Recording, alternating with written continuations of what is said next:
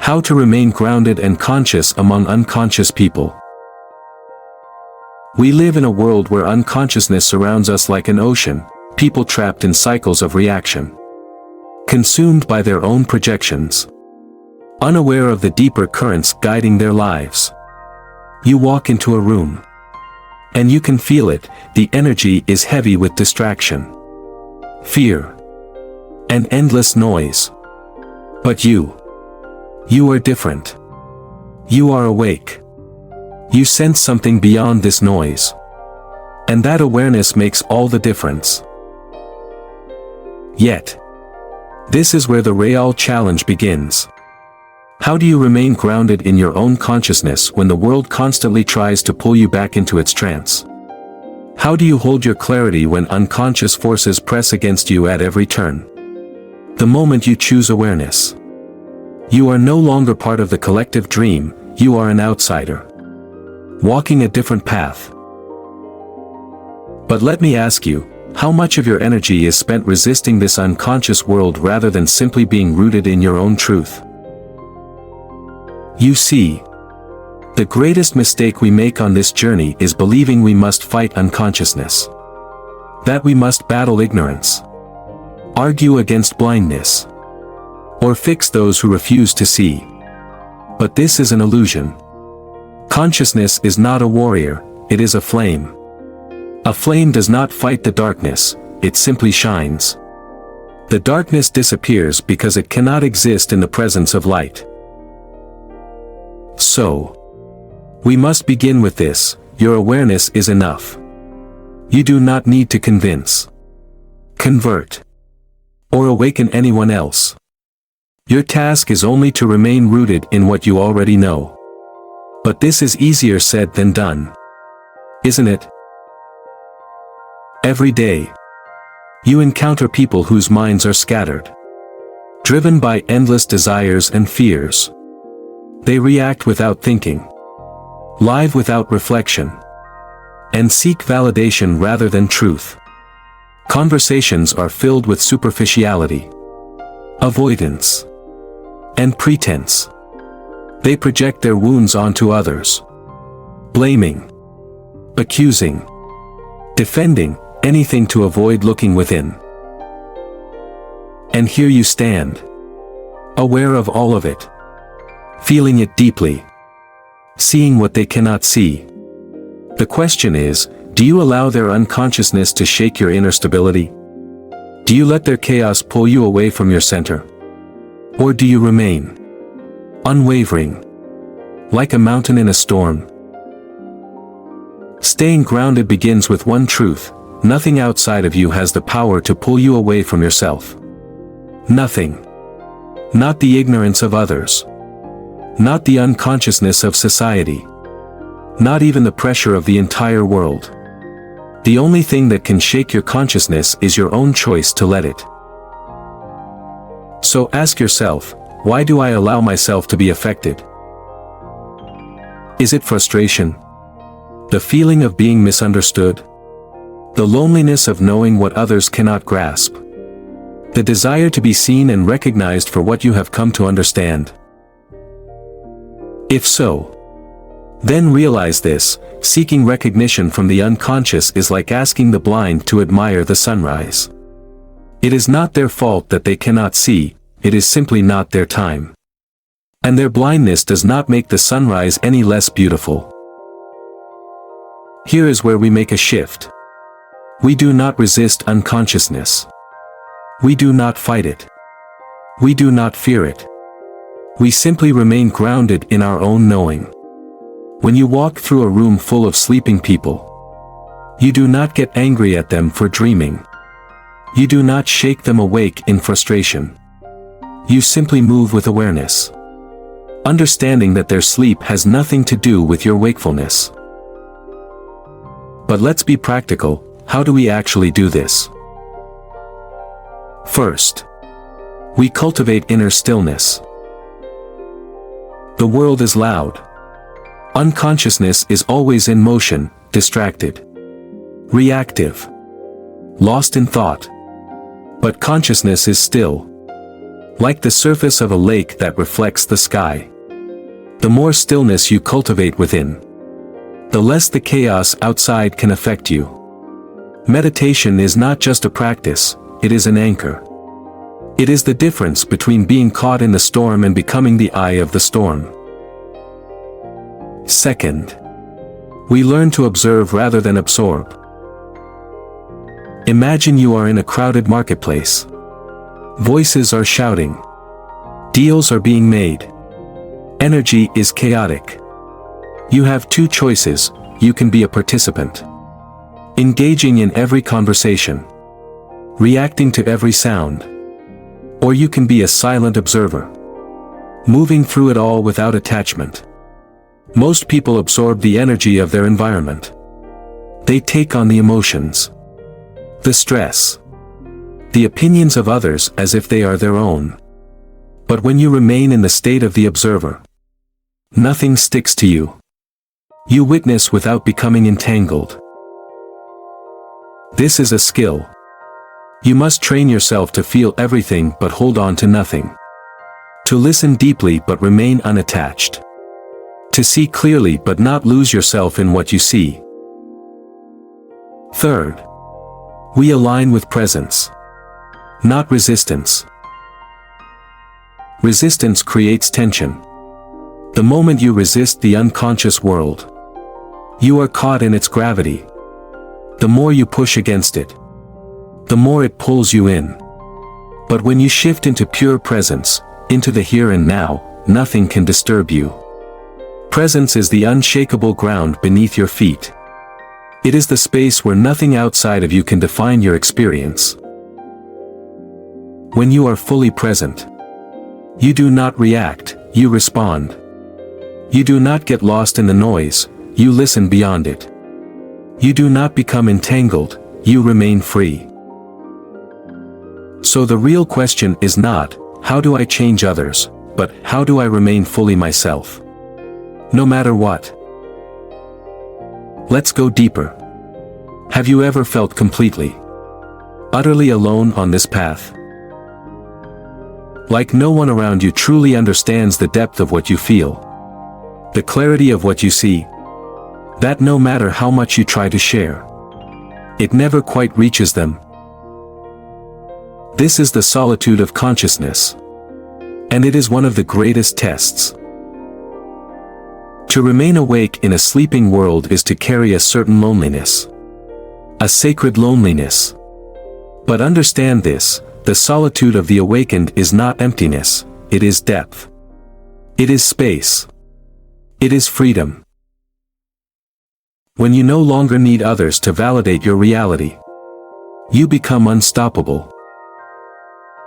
When you no longer seek external confirmation, you become truly free. So I ask you now, are you ready to stand fully in your own light? Even if no one else sees it? Are you ready to embrace your awareness without needing it to be understood? Because this is where your true power begins. Now, let's move forward. The art of silent influence, how to transform the world without saying a word. We have been conditioned to believe that influence is about persuasion, about speaking the right words, making the right arguments, convincing others to see things our way. But true influence is not about words. It is about presence. Think of a tree. A massive, ancient tree standing in the middle of a chaotic city. People walk by it every day. Some seek its shade. Some admire its strength. And others do not even notice it. But the tree does not concern itself with being noticed. It does not try to convince anyone of its value. It simply stands. And in standing, it influences everything around it. This is the power of silent influence. When you are truly grounded in consciousness, you do not need to preach, argue, or prove anything. Your presence alone shifts the energy of any space you enter. Your stillness disrupts the noise. Your clarity unsettles the confusion. Your peace exposes the restlessness of those around you. This is why unconscious people often react so strongly to those who are awake. Have you noticed? When you walk into a room full of unconsciousness, your very existence is an unspoken challenge. Without saying a word, you remind others of what they have been avoiding. You mirror back to them their own distractions, their own fear, their own inability to be present. And this makes them uncomfortable. Not because you are doing anything wrong, but because consciousness is a silent revolution. It shakes the foundations of illusion. It cannot be ignored. But the question remains, how do we influence without speaking? First, we embody what we wish to see. If you want others to be present, be fully present. If you want others to be at peace, radiate peace. If you want others to awaken, simply embody awakening. Most people are influenced not by words, but by energy. When you are in the presence of someone deeply at peace, you feel it.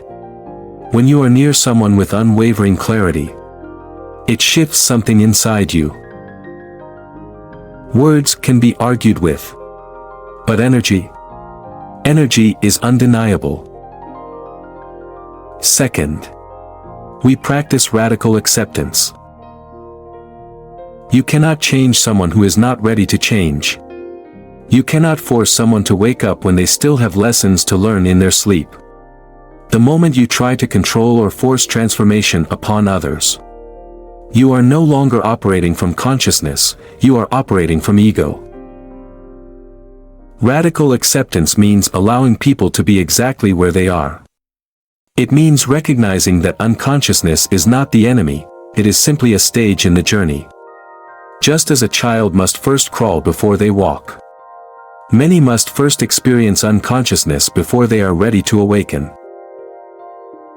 The sun does not force the flower to bloom. It simply shines. And in shining, it creates the conditions for growth.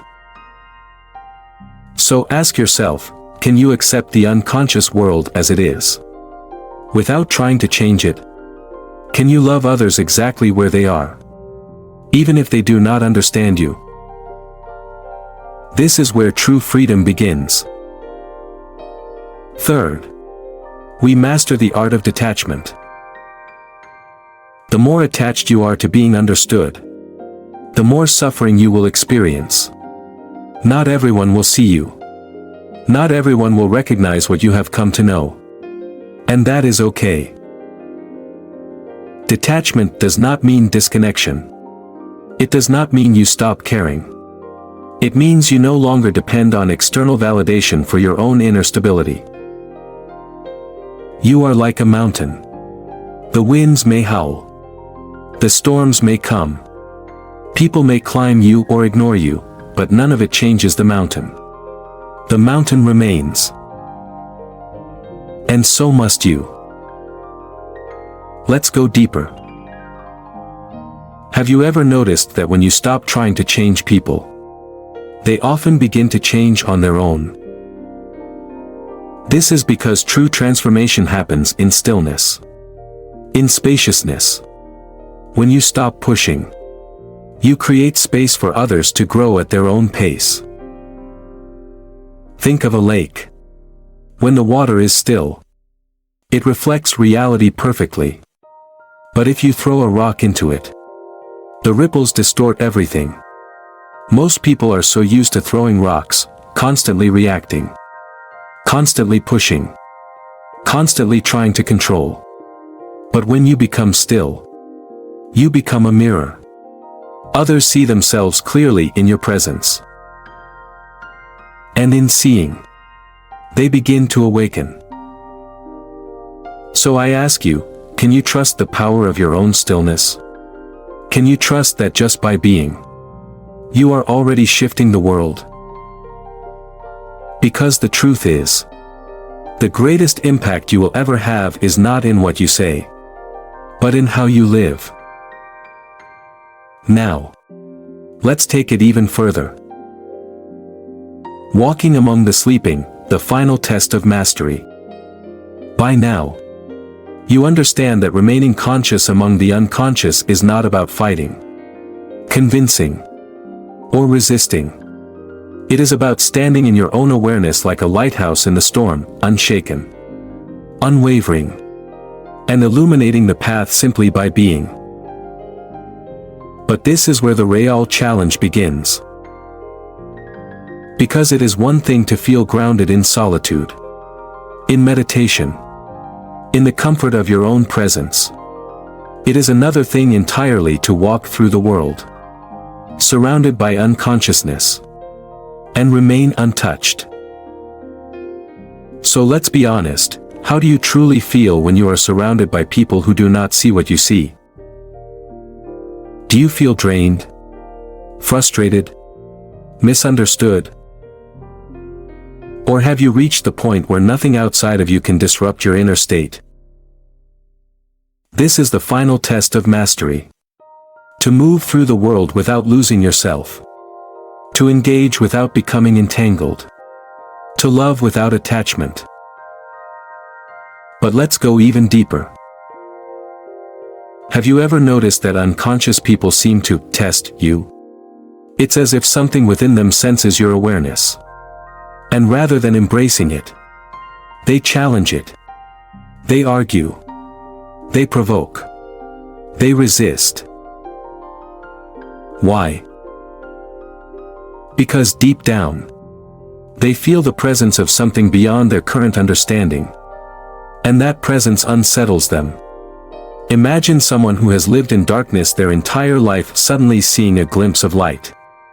The first reaction is not gratitude, it is fear.